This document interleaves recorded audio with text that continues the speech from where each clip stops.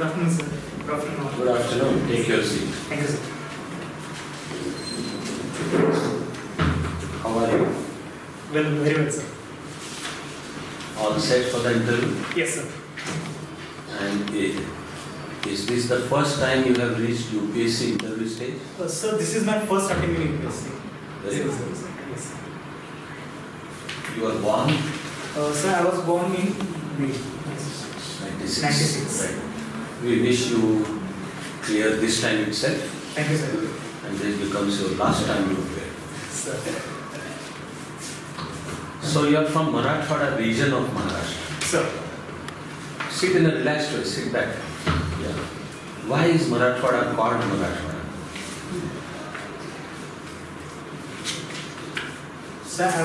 Sir, looking at the etymology of the Marathwada word, sir, the Marath, it refers to the Marathi people, and the Vada refers to the region in which we live. So, sir, Marathwada is the region where the Marathi people live.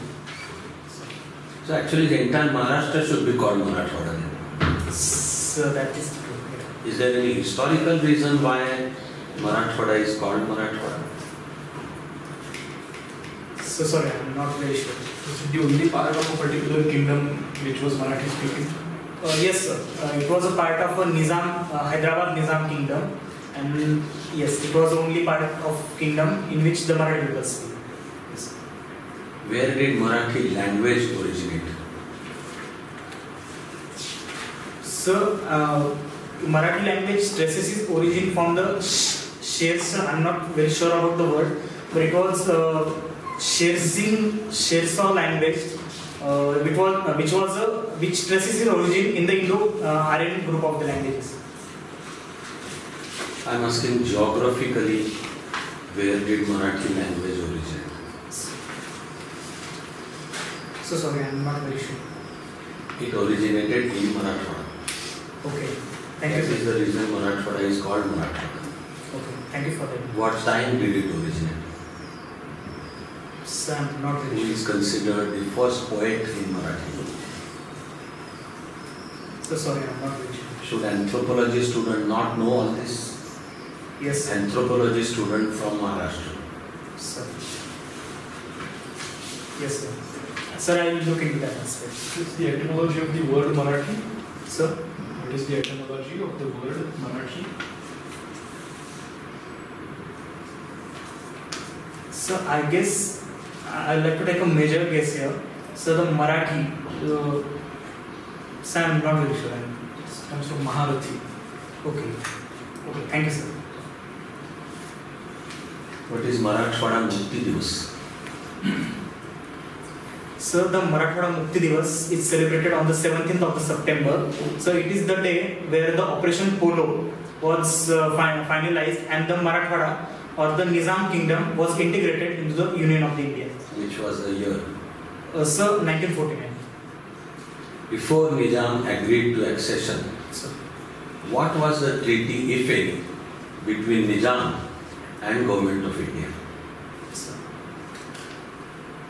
So there was a temporary standstill agreement signed between the Nizam and Union of India, especially after the independence, wherein both the states agreed that the relations between the states will be as before it was of the independence of the Union of the India. That was the standstill agreement. Why was Operation Polo undertaken? So the Operation Polo, as in it was called as police action, was due to the Razakars, that the atrocities made by the Razakars on the non-Marathi or the non-Muslim peoples, and that was to safeguard the people in general. The Operation Polo was undertaken. Army was sent in. So that was called as a police action, but yes, army was involved. Why was it called police action? So it was that we always considered the Nizam kingdom as an integral part of Union of India. So if that was a military action, it would have been a conquering any other state. So sir, that was called as police action. Who were the leaders of Marathwada Mukti? So there were many leaders. Few I can recall was going by Shroff. Forgetting someone very important. Sam. Someone after whom a university has been named? Sir, the Ramanand Tirth. Who was Ramananda Tirth? Sam, unable to recall. Okay, why has Marathwada remained a comparatively backward region within Maharashtra? So the problem traces its origin in the very geography of the Marathwada, lying in a rainfall deficit region. The Marathwada, being a predominantly agricultural economy, suffers agrarian stresses. Sir. Also, sir, the politically Marathwada, there have been some cases where though ministers or the chief ministers are being from the Marathwada, there have been not some substantial development and implementation of the schemes have been questioned, sir. So socially, sir, Marathwada being a heterogeneous region, it's very difficult to target any particular scheme for entirely of the region of the Marathwada. So, sir, the combination of these geographical, social, as well as political factors have caused Marathwada to remain as a backward. Sir. Tell me about your experience in this Gram Sabha. What did you learn from there, or what did you observe during this Gram Sabha? So basically, I have experienced 4 of the Gram Sabhas. The predominant experience, I will say that, so the participation of the women, like in the state of the Maharashtra, sir, the Maharashtra has ruled that before the Gram Sabha, the night there should be a Mahila Sabha. So, sir, what has happened that the Gram Sabha has converted de facto into the Purush Sabha. So, sir, participation of women is lacking in the Gram Sabhas. So, second, I will say the factionalism. Yes, it is a reality in the Gram Sabhas that any of the group, if it puts something in as a scheme or as a development agenda, the opposite group always oppose that. So, sir, there is a factionalism. So, these are the 2 things. So, you attended the Gram Sabha in different villages or same village for Gram Sabha? No, sir. 2 was in the Pune region, 1 was in the Dhule region, and 1 was in the Beed region. So, where do you think the factionalism was the least of all these Sabhas? So, the Bhatti village in the Velle region of the Pune, so I guess there was a factionalism list. Yes, in that region. Sir. Okay. Now, this Indo-Bangladesh relations. Tell me, what are the major issues in the Indo-Bangladesh relations? So both countries have been a natural partners since the independence of Bangladesh. India played a key role in the independence of Bangladesh. So the issues in the bilateral relations. So first is the land dispute agreement, which we solved in the 2015. So second is the immigration issue. Currently the crisis of the immigrants, like Bangladeshi immigrants in the northeastern region of the India, that is the issue of the contention. So also there is the issue of the Chinese interference in the Bangladesh and the China card, which possibly which some scholars are pointing that Bangladesh may use in the future. So that is the issue. So these are. Is there any issue about sharing of water resources? So the Tista River dispute as well as the Farakka dispute there is. Okay, tell me, why is Bangladesh leaning towards China now? What is the reason for that?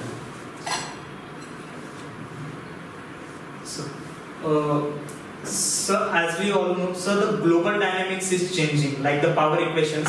So Bangladesh being a developing country, there have been some fears in the Bangladesh due to very geographical extent of the India, that the image of India as a big brother, there is some skepticism in the eyes of Bangladesh.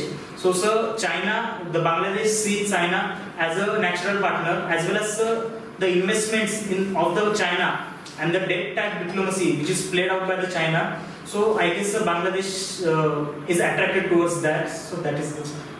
What is the declared stand of Bangladesh as far as Citizenship Amendment Act is concerned? So recently, the Honorable Prime Minister of Bangladesh, Sheikh Hasina, in UAE has clarified that the Indian top brass have assured that the CA as well as NRC is an integral issue of the India. So, sir, that is the stand of the Bangladeshi leadership. Okay. So you mean to say internal or integral? So internal, sir. I'm sorry. Yeah. You see, Nepal is also moving towards China, and Chinese have given them a lot of monetary help in terms of that highway, Friendship Highway, and so many other projects they are financing them. Sir. But now, because of this coronavirus, do you think that Nepal will now stop looking towards China and again come back to India? So the bilateral relations between any two countries are decided on very long term, like strategic interest, the national interest of the countries. Coronavirus, I guess, is a temporary phenomenon, and it will not have a much effect in long term, sir, between on the relations of the Nepal and China. So that is. Okay, tell me, now you are standing on the railway platform, or let's say you are standing at the airport, a lot of people standing in the queue, and suddenly one Chinese comes and says, I just come from Wuhan. What will the reaction of the people there? So the fears of coronavirus definitely have struck everyone's mind. So the possible reactions could be people demanding separation of that citizen from Wuhan. Another possible reactions will be from the security forces, as we have quarantined and isolated some patients for checkups. So these are some possible reactions that. What will be your reaction? What will you do first thing that you do? Run away from there, or take a mask and put it on the Chinese face? What is it that you will do? So this will be a extreme reaction. So my reaction will be just to calm him down. Advise him to go and have a checkup, which are now set up at the airports. So that will be my reaction. There is a lot of immigration of people from other states to Maharashtra, So both for education as well as for seeking jobs. But reverse immigration, that is immigration from Maharashtra to other states is not there. What is the reason for that? You don't find anybody from Maharashtra going to any other state looking for jobs. What is the reason for that? So the immigration of the people is mainly dependent upon economic as well as education, as you very rightly pointed out. So Maharashtra being the industrialized nation, so there have been jobs availability in the regions of Maharashtra, like the automobile sector in the Pune or the industrial sector in the Mumbai. So this is the primary reason. So secondary reason is the educational quality. There have been sufficient number of the schools in the Maharashtra, as well as there have been educational opportunities at the primary, secondary as well as tertiary sector. However, sir, we have seen migration patterns from Maharashtra. Either it be some northern states or it be some other countries. So, sir, there have been patterns of migration out from the Maharashtra as well. So, where do the Maharashtrians migrate? Do they migrate to some state within India, or they migrate to a country outside? Happy your information. So, as far as I can recall, the inter-country migration is predominant in the Maharashtrian diaspora. What is the reason for that? So I guess the higher skill job availability or the more opportunities which the people seek in the countries like United States of America or the European countries. So I guess that is the predominant reason. What issues do you think we could discuss between the Prime Minister of India and the President of the United States when he visits later this month? So both the countries are having a very good relations, and there are certain issues which are there. So like the H-1B visa issue is there. Now, sir, the Middle East policy of the USA and possible role of India in that. So the Afghanistan criticism which the President of United States have levied against India, so that can be an issue.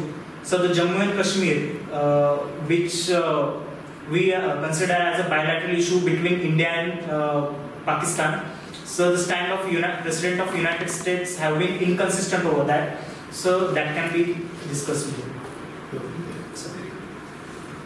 So you have a nice communicator skill. It seems loudspeaker is affixed in your throat, so it's a good thing. It reflects confidence. And I'm happy that you address Gram Sabha somewhere. So, if you are speaking and a group is listening to you, what are the basic things you need to keep in your mind while you are addressing and people are listening? What should be the basic things that you should keep in your mind while addressing a group of people? You are giving a speech, you are delivering a speech. It's not a discussion, it's not a counseling. You are speaking, others are listening. What are the basic factors you should keep in mind while addressing a group of people? So the very basic quality You of have some answers written there. no. Every time we ask you a question, you look here and it seems you find the answer there. Because you are coming up with the correct answer, so I wonder whether some technological fraud has been done. No, sir. I'm sorry, sir. Yeah. Answers are correct, so no problem. Yeah, and answers are correct. Sir, sir, answer the question, sir. Sir, the very basic quality of a good speaker is that a speaker should always be in a commanding position. So, sir, the voice modulation is important in the public speech. Sir, also addressing the core issue which the public wants you to speak or to address is another quality, sir. So then the voice modulations as well as expressions have effect. So, sir, I guess these are the qualities. The first thing is you should stand at such a place where you can address, you can have eye contact with everybody. Sir. The second thing is you should strike a chord and talk in a language which they understand. Sir. These are the basic things. Yes. Okay, no problem. See, in North, there were separatist movements, United Liberation Front of Assam, Liberation Boys. Yeah? Then in Nagaland also there is a liberation movement. In all other states there is unrest, maybe sponsored by China, maybe some international agencies, but people from Northeast, they come to India, they don't look like Indians. So our people also apparently call them Chinese or Nepalese or something of some kind. If a person from Northeast, he thinks that why I should be called as a part of India? I should be a separate, I don't look like Indian. So how will you convince them historically, culturally, that you are integral part of India? I don't look like you, my language is different. So how can I call myself as a part of India? You also don't identify me. Masses of India call them Chinese or Nepalese. So the ethnic discrimination, yes, it is a reality, sir. So to convince people of Northeastern, sir, I will point out the historical background that we have, the independence movement that we, the values of freedom struggle that we share. So our constitution, the sacred book, is a fundamental book and which binds us into a single thread. Constitution is from 1947. So India is quite ancient. So yes, sir. So the constitution is a very result of our shared history, sir. So sir, that itself shows, sir, that we have a common history as well as we have a common culture. And so yes, there are differences in certain type of practices in the culture, but sir, we are a very integral part. I will focus one or two common points that we share as culture with Northeast. The rest of mainland of our country connected to Northeast through some cultural ties. So the tribal culture of the Northeast as well as the Central Indian region have some similarities. So like the Kurds, the position of the women in their culture. So this is the first. So secondly, very broad aspects like the eating habits, some dressing habits between the Northeastern tribes as well as the Central Eastern tribes, like the Orions as well as the Nagas, have certain hats which are similar looking. So these are certain cultural traits which are similar between Northeast and Indian men. Do you agree with him that they don't look like Indians? So no, sir. Like it. Yeah, Yes. we should have objected. So the ethnicity, sir, that is the difference. But What does an Indian look like? No definition, right? so there is no Central common Asian. definition. Yes, sir. What was your final year project? In the BTech, sir. Sir, we have designed a solar dryer for the vegetables to sell it to the farmers who are not finding storage capacities and their vegetables are being wasted. So that was the. Okay, so how does drying help in preventing wastage? So the vegetables being a perishable materials, so what happens is that there are some problems of the transportation or there have been some problems of let's say market closure. So in that cases, the vegetables tend to get wasted as there is a lifespan of the vegetables like 24 hours or 48 hours or something. So sir, drying mechanism helps that you can conserve that product and you can sell it afterwards in the more time span. So sir, basically it increases the shelf life of the product. That is the answer. Fine, shelf life is increased, fine. But are you aware of something called desiccation? DSICC-87. Yes, sir. How do you prevent desiccation with your driver?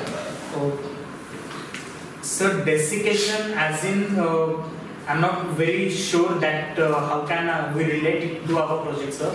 But sir, basic idea of our project was removing the liquidity or removing the liquid products from the product and Moisture content. Moisture content, yes, sir. That was the basic idea. A few minutes ago, you said that Marathwada has remained backward because it has always been a rain shadow zone. So if it has always been a rain shadow zone, why was the traditional occupation agriculture at all? I mean, you don't see Bedouins or Berbers being farmers, right? Let's remember your option. yes, sir. So the tracing the agricultural origin in the Marathwada, sir. So I guess the cultural practices, let's say let's take the example of the tribals, sir. So the tribals, why they have not agriculture as their predominant population, sir? Because the hunting gathering population was there since the ages in the tribals, sir. So considering the settled population in the Marathwada, sir, tracing its origin from the Jorwe culture, sir, that was a predominant, agriculture was a predominant occupation in the Jorwe culture, sir. So I guess that continuity remained and settled population. You're basically saying vegetarianism is the reason. No, sir. I am saying that the cultural continuity from the earlier cultures like the Jorwe culture have remained. Okay, but my question was, why was the Zorwe culture agricultural? So the sedentarism was the main reason that the hunter-gatherers coming from the northern as well as the western region settling in the Deccan Plateau, finding the soil very productive, sowing the seeds and finding their livelihood enhanced. That was the basically main reason that the Jorwe culture adopted the agrarian economy. Okay, alright. So, Good effort. thanks. Hello. And What is going on in JNU and what can be the solutions to it? Ma'am, there have been student clashes in the JNU, and ma'am, the role of the police is in question. That some student or some section of the students are alleging that there have been a discriminatory role of the police.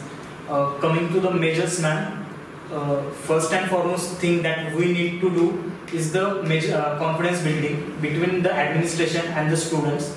And second is the reaching out to the students, considering their listening to their demands and agreeing to their demands if there are valid concerns there. So, ma'am, this basic thing we need to address urgently.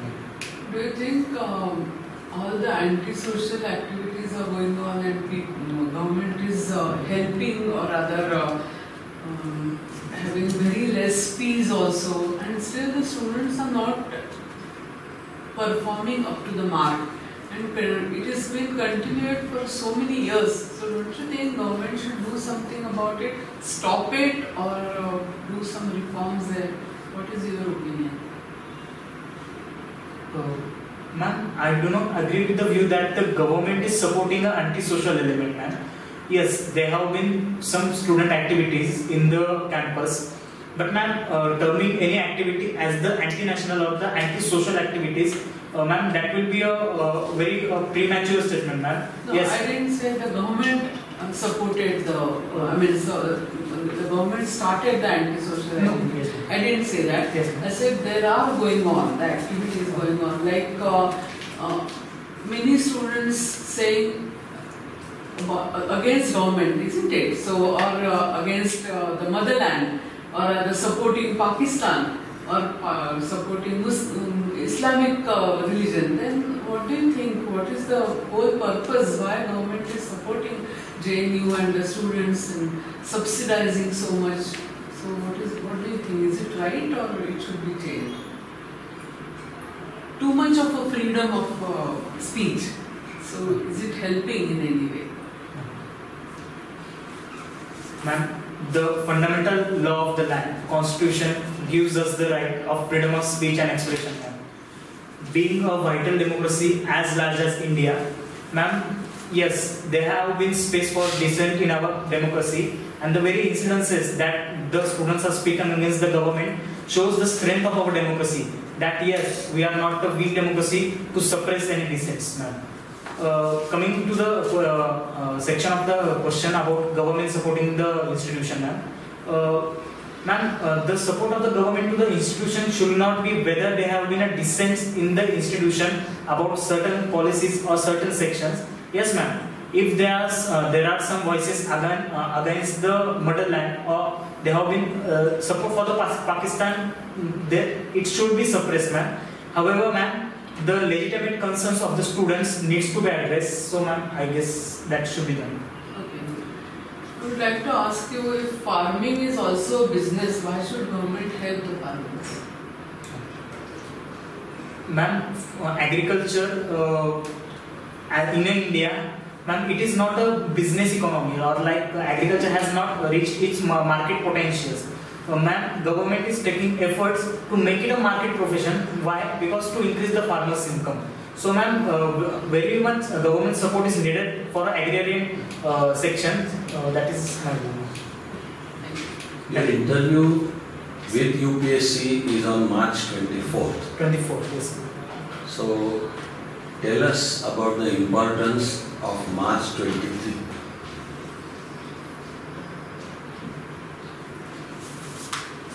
So, I'm sorry, I'm not. Okay.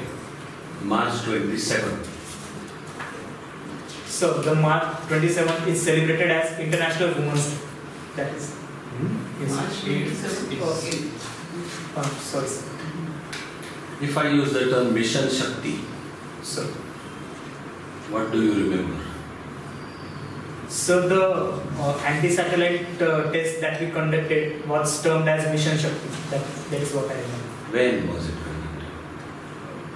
So, it was around May in 2019. It was March 27th, Okay, sir. 2019. Yes. Thank you, sir. Then if I use the term seismic microzonation project, what do you understand? So, as far as I can recall, sir, the concerned project was about land hazard mapping for the seismic activities throughout the India. So, that is what I can recall, sir. What is your opinion about Jaitapur project? So, the Jaitapur atomic project is being registered by the locals, terming it as harming their interest or creating Jaitapur as a dumping ground for nuclear waste. So, there have been some valid concerns and that should be addressed before proceeding with the Jaitapur project. The government is already proceeding with the project. So, So is government riding roughshod on people's sentiments? So they have been always been attempts by government to listen to the people of the Jaitapur, like the governments of Maharashtra as well as the central governments have sent number of the panels to the Jaitapur to have dialogue with the leaders of local leaders. So sir, they have been consideration as well as consultation with the locals, and that is why sir.